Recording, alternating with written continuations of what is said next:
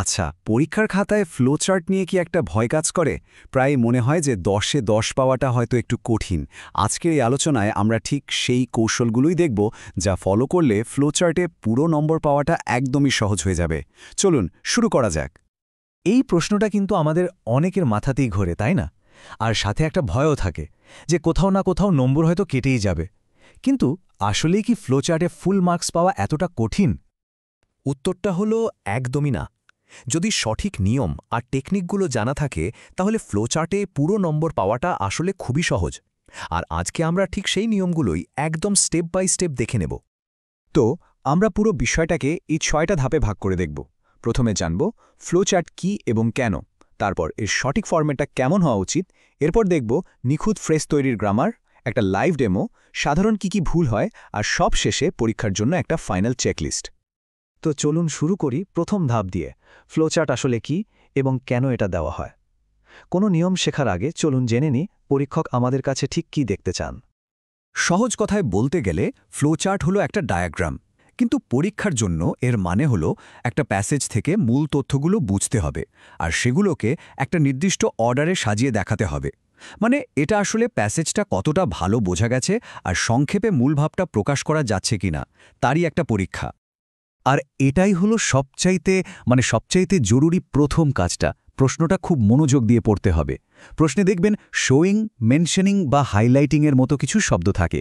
এই শব্দগুলোর পর যে টপিকটার কথা বলা থাকবে, পুরো ফ্লো চার্টটা কিন্তু শুধুমাত্র সেই বিষয়ের উপরেই হতে হবে। অন্য কোনো তথ্য লিখলে কিন্তু নম্বর পাওয়া যাবে না। এবার আসি দ্বিতীয় ধাপে, ফরম্যাট। ভেতরের পয়েন্টগুলো লেখারও আগে যদি সঠিক স্ট্রাকচারটা তৈরি করে ফেলা যায় তাহলে কিন্তু অর্ধেক কাজই হয়ে যায়। চলুন এর ব্লুপ্রিন্টটা দেখে নিই। এই 6টা নিয়ম কিন্তু একদম মাস্ট। প্রথমে একটা টাইটেল দিতে হবে, তারপর অ্যারো চিহ্ন দিয়ে কানেক্ট করা 6টা বক্স আঁকতে হবে। প্রত্যেকটা বক্সের ভেতরে নম্বর থাকবে।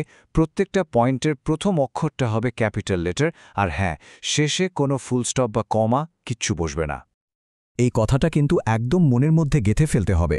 উত্তর যতই পারফেক্ট হোক না কেন, যদি সেটা বক্সের ভেতরে না লেখা হয় তাহলে কিন্তু কোনো নম্বরই পাওয়া যাবে না।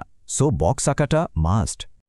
ফরম্যাট তো হলো, এবার আসি সবচেয়ে গুরুত্বপূর্ণ অংশে, ফ্লোচার্টের আসল প্রাণ, নিখুঁত ফ্রেজ তৈরি করা। বেশিরভাগ স্টুডেন্টের নম্বর কিন্তু এখানেই কাটা যায়।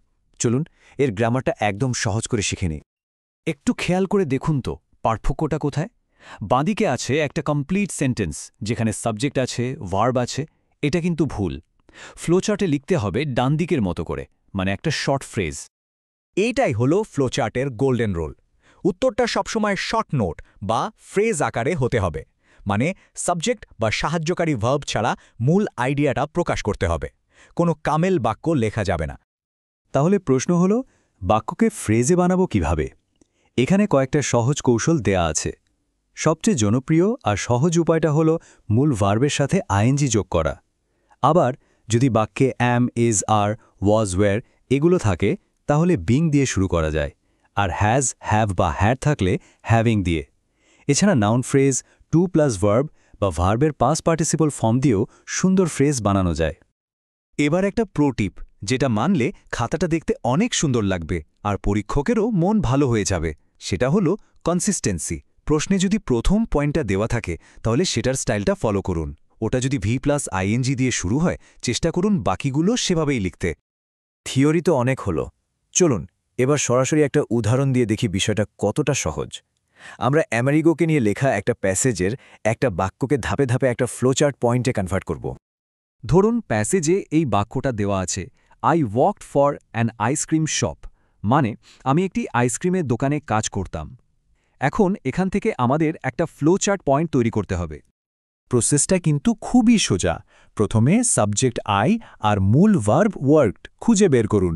এবার সাবজেক্ট আইকে বাদ দিয়ে দিন, মূল ভার্বের সাথে আইএনজি যোগ করে দিন, হয়ে গেল ওয়ার্কিং।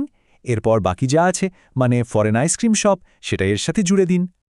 আর দেখুন, এভাবেই একটা পুরো বাক্য কি সুন্দর একটা ফ্লোচার্ট পয়েন্ট হয়ে গেল। Working for an ice cream shop, এখানে কিন্তু কোনো সাবজেক্ট নেই, কিন্তু মূল ভাবটা একদম পরিষ্কার বোঝা যাচ্ছে। এবার চলুন এমন কিছু কমন ভুলের কথা বলি, যেগুলোর জন্য ভালো প্রস্তুতি থাকার পরেও কিন্তু নম্বর কাটা যেতে পারে। তাই এগুলো সম্পর্কে একটু সচেতন থাকতে হবে। এই ভুলগুলো কিন্তু একদমই করা যাবে না। যেমন প্যাসেজ থেকে হুবহু লাইন তুলে দেওয়া, পয়েন্টের শেষে ফুল স্টপ বা কমা ব্যবহার করা, টাইটেল না লেখা, প্রশ্নের টপিক বাদ দিয়ে অন্য কিছু লেখা, আর এক পয়েন্ট এক স্টাইলে লেখা, এগুলো করলেই নম্বর কমার ঝুঁকি থাকে। সব শেষে পরীক্ষার হলের জন্য আপনাদের বেস্ট ফ্রেন্ড একটা ফাইনাল চেকলিস্ট। উত্তর লেখা শেষ করে এটা দিয়ে একবার মিলিয়ে নিলেই পুরো নম্বর পাওয়াটা একদম নিশ্চিত হয়ে যাবে। এই চেকলিস্টটা হলো আমাদের পুরো আলোচনার একটা সামারি। পরীক্ষার শেষ মুহূর্তে উত্তরটা জমা দেওয়ার আগে শুধু এই প্রশ্নগুলো নিজেকে একবার করে নেবেন, তাহলে উত্তরে আর কোনো ভুল থাকার সম্ভাবনা থাকবে না। তাহলে শেষে এসে একবার ভাবুন তো, এই যে ফ্লোচার্ট, এটা কি শুধু পরীক্ষার একটা আইটেম, নাকি এটা আসলে আমাদের চিন্তাভাবনাকে সংক্ষেপে আর গুছিয়ে প্রকাশ করার একটা দারুণ স্কিল? এই দক্ষতাটা কিন্তু শুধু পরীক্ষার জন্য না, সারা জীবনের জন্যই অনেক মূল্যবান।